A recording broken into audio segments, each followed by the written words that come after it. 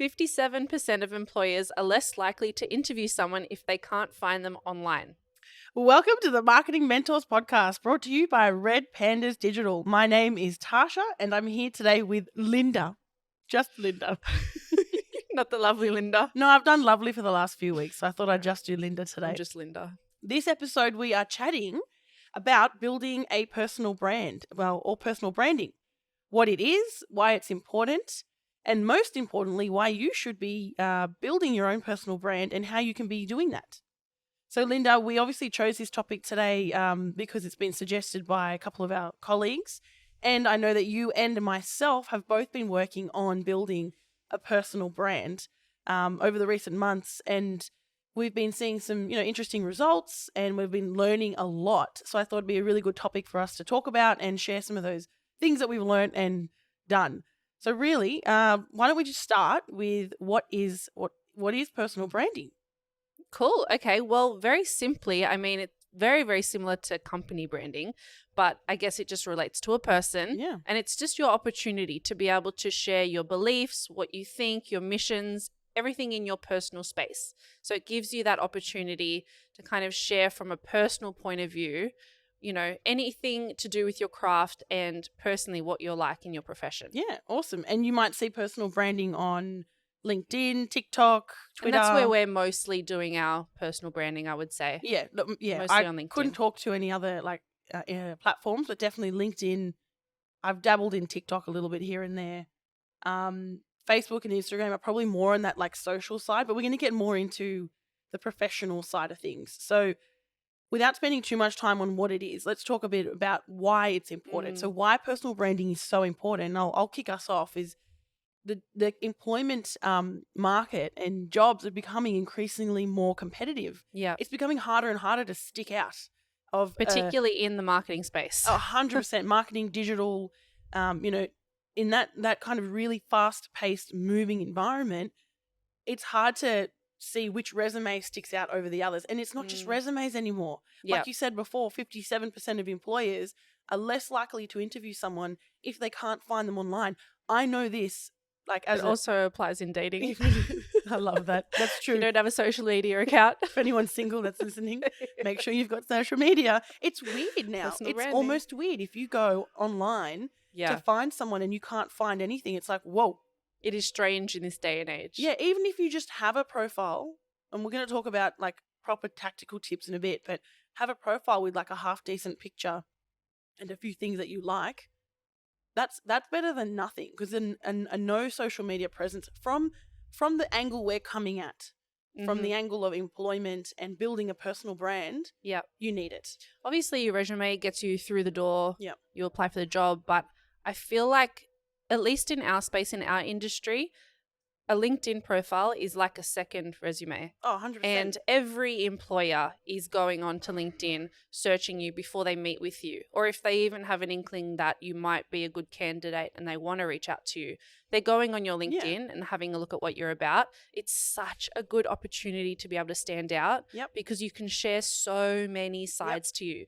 There are so many different pieces of content that you can put out on LinkedIn, whether, your craft is writing articles, whether it's using more of the post function, whatever it is, just gives you more of a holistic presence online. Yeah, spot on. And it's back to that personal brand being important is because not only are you getting to show that holistic view of who you are, but it's a representation of you and your professional self. So when you are applying for those roles, they jump in there and they can see, who is this person? What are they interested in? How do they carry themselves? It's not even about what they look like. That's a nice to know. It's about who this person is. What do they stand for? Like you were saying before, it's your beliefs, your ethos, your goals, your mission. And like we said before, employers are looking for you, your values, before they even consider hiring you. Yeah. They're checking you out to see, could this person be a potential fit? Are they even worth my time? Yeah, I love it. That's why it's important to work on your personal branding. Yeah. Now, the next topic I want us to talk about is really tactical. It's probably where we spend most of the time, and it's really on how you can actually build a personal brand. So we've been talking about why it's important and how and why you should be doing it and what it is. But if I want to start building my personal brand online today, where should I start, Linda? I would approach it like company branding. Okay. I really wouldn't approach it any differently from like the initial like setup point of view, if you Yep. will. So think about who is your target market. Who are you trying to speak to? Let's stick to LinkedIn just because it's easier, but Yeah. obviously this can be replicated across all different platforms, whether it's Twitter, whatever it is. But think about who is your target market? Who are you trying to connect with right now? Think about what do they care about? What are those buckets of topics that they care about? But also, what is it that you want to speak about? And is there overlap in those two spaces? Yeah. So I would identify different buckets of topics. Yep. For us, I know that yourself, Tasha, it's, one of them is HubSpot. Yeah. For me, I focus on communication, leadership, inbound marketing. I have these certain buckets that I stick to. From there, you can kind of understand from your target market, okay, what do they care about? What are their challenges? What's going to resonate with them? And from there, it's no different to how you would set up social media marketing or for a company. Yeah, I love that. There are some questions that I wrote down. I can't remember where I found them. I've got a link here. But there's some questions to ask yourself to help you identify what you should be talking about. So to Linda's point, if you have approached building a content strategy for a company before, it's actually not too dissimilar, building a content strategy or a personal brand for yourself. And here are some of the questions you could think about or consider and brainstorm some of the answers. And you might start to see a pattern. And that pattern might be those buckets that Linda talks about. Things like, what drives me? What areas do I excel? What work drains my energy? What work fuels me? What settings do I work in best? What industries do I find interesting? Where do I want to be at the end of my career? And what impact do I want to have? I like the where do I want to be at the end of my career, because that really ties into the employment side. Yeah. Where, let's say you're really interested in branding from a marketing point of view. So sharing those pieces of what, top companies around the world are doing in regards to branding, aspirational type content in that space, knowing that that's where you want to be and that's the end goal. Maybe you want to be, the GM of branding for a corporate. Being able to share posts and educate in that space really is guided by where do I want to be at the end of my career, because you might have recruiters following you, people reach out to you, offering you job opportunities, and they're going to be looking at the type of content that you're posting and you're clearly passionate about. Exactly. And that whole knowing what you want to talk about, knowing where it all ties in, and not just aimlessly posting on social media with no real kind of directive. Which, to be honest, I started doing that. 100%. I was literally just going to say that's kind of still what I do to this day. Yeah. So I'm trying to practice a lot of the stuff that I am preaching, but it's definitely about asking yourself some strategic questions that are going to tease and irritate out those answers, which is going to help you identify the type of content you should be posting or creating or sharing or engaging with. Yeah. So ask yourself some of those questions when it comes to what you want to talk about on social media, especially LinkedIn, building your personal brand. The next thing I want to talk about is maximizing your social footprint. This is some nice words. Yeah. Some nice marketing words. Sounds there. hot. Yeah. And obviously that's TikTok, LinkedIn, Twitter. My biggest tip here, and I can't remember when I heard this, but it was years ago, and someone said when you first create a LinkedIn profile, it gives you your URL with Tasha Del Bianco, and then it has a whole bunch of random numbers at the end of it. Yeah. You can customize that URL. Remove those numbers, for goodness sake. Anyone with those numbers still on there is obviously showing me you don't know how to customize your LinkedIn profile. So when I go and look for a candidate that has applied for a job here at Red Pandas, I actually look at their URL and I think, have they customized their URL? If they haven't, they almost lose a point straight away. Yeah. Mind you guys, we're in marketing. Oh, so. yes. Yeah, keep that in mind. We're in marketing. We're going to have that really picky. We have that attention to detail when it comes to an online presence. But I think if you want to take some key takeaways, that's a really quick win. You can go and check and make sure that you've done.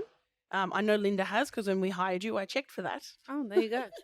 Honestly, it was so long ago I created my LinkedIn. I couldn't tell you if you asked me if I've got numbers at the end of it. You're in marketing. So like you said, you would have something you naturally would have picked up in the beginning. But even if you're not, it's still worth it. So coming back to maximizing your social footprint, your let's just really hone in on LinkedIn, your LinkedIn profile here. So obviously optimize that URL. Have a nice picture, a relevant, nice picture of yourself. What classifies as nice tea? A professional picture. Yeah. For a female, I would typically say, you know, a nice headshot. You're wearing whatever you're wearing, just keep it PG. Not to say anything else. Yeah. Just be professional. Yeah. And for men, same thing. Just keep it professional. You know, I want to see random angles or like MySpace photos from what's your language, Tasha? A long time ago. I had to stop myself there. I know where that sentence was going. Yeah, I get very passionate. So have a good picture, have a good, relevant, up-to-date picture of yourself. Good URL. On LinkedIn, you can optimize your headline. So, you know, optimize the headline to have... So where it sits directly under the photo, Yeah. you're saying? Yeah, exactly. Have it say something, whether it's a one-line mission statement type of thing about you, or positioning statement, if you will. And I'm pretty sure when you become a creator, if you turn on the creator toggle within LinkedIn, it actually allows you to put in buckets of what you talk about, and it comes up as hashtags. Exactly. Which is awesome if you're really focusing on personal branding, because from there, LinkedIn actually works off those hashtags and then feeds your post to a wider network. Yeah, so that tip that Linda just mentioned, I'd put that in the bucket of maximize your social footprint. Like any setting that you can do that's going to help your your LinkedIn page make you look better and more authoritative on those topics that we spoke about before. What am I going to talk about? These things? Okay, I'm going to put that hashtag here because that's what I want to be known for. Yeah. I love the idea of having a personal, like I said before, positioning statement. I can't remember again where I heard this years ago, but it's like a one-liner, and you start it with I help. And then you say what it is that you do. So I help companies generate leads. Yeah. Right? I help companies grow better, or whatever it might be. That positioning statement at the top of your LinkedIn really quickly tells someone, oh, this chick works in digital marketing, or whatever it might be. Yeah. Do you know what I mean? Yeah. Or I'll keep it. You got the point. You got the point. What else do I have on maximizing? So enhancing your summary. So have a really good bio there. I had for years a bio written by, funnily enough, Moby. And more recently I changed. It's a good idea, actually. Yeah, it was like a reference. It It was like literally it was like a bit of a test, because I didn't know what to write. Writing is not my strong set. Might hit up Moby. 100%. Get a good testimonial of yourself, put it there for now. But I think you should have a good bio. So more recently, I didn't write the bio myself. Sophie did, and Nice. it's on my I love LinkedIn. it. I actually took it from our website. So Linda, go do that. Yep. Oh, good idea. Yeah, because she's already written them. So I may add a Look couple at us. more We're things. still in working here. on our personal branding, guys. Yeah, it's ever evolving. And Yeah. as your career grows and as you grow and you get better at what you're doing, that's going to be reflective in your personal branding. Mm-hmm. So there's that one. Enhance your summary. Feature visual content. So if you do create content like videos or imagery or ebooks or whatever it is, put that shit up there. Let people see what you do. Like, it's impressive. And you can even do it under previous jobs that you've had. You can actually link different resources. Yep. So people can find that a little bit more easily. Again, most probably, beneficial from an employment point of view, but nonetheless still personal branding. Yeah, exactly. Personal branding, and it all adds up. It's like we said before, why it's important is when you go for that next job, or when you are being headhunted, which is a real thing that happens these days. Yeah. They're going to look for not only your experience, yes, but like who you are. What are your values? What drives you? T, have you noticed opportunities roll in more as you've been posting more? Yeah. Yeah. And you can't, sometimes it's hard to differentiate between like real what's and spam and what are yeah. actual opportunities. I'm personally not in the market for looking for a new job right now. No, but it's flattering. It is flattering. It is flattering when you get these job offers. I always show them to Moby. I'm like, pay rise time. No, I'm joking. I've done it once. Oh, that's gold. Anyway, and do I have anything else on enhancing? I think, it was just feature that visual content. So like to Linda's point, you can go to past jobs and you can share content that you may have created then, whether it's, articles, imagery. You're really building this LinkedIn profile to be your digital footprint and a resume. It's just complementing your resume. Yeah. Anything else you want to add on maximizing your social footprint, Linda? No, but what I will say is within all these things that you're doing, obviously you're looking at the description and you're working on your profile photo, and then you're, trying to do all these posts. I would say 2 key takeaways is just don't worry about the quantity at first. Just try and get into a rhythm of being consistent. Of posting? Yeah. Yep. Yeah. So work out what you're capable of to start with. Yep. Just try and hit that target every week. And don't worry about the likes Linda. and the comments too much at first. Like you need to be ready to fail, know that you're going to fail. Like at the beginning, you kind of just need to be able to see what posts are going to stick with people, what's not going to stick with people. There's a lot of split testing type activities that go on, just like when you're doing, paid campaigns. It really is a similar exercise for when you're personal branding. That's it. Yeah, I love that. So that kind of brings us to our last point, and that is don't aimlessly go out and just post stuff. Ask yourself those questions that we said before. Yeah. Maximize your profile and then have a strategy. Yeah. And to Linda's point, if it's one a week, be consistent with that one a week. And I've literally written here consistency, be consistent. Be consistent. Like that is probably the most important thing.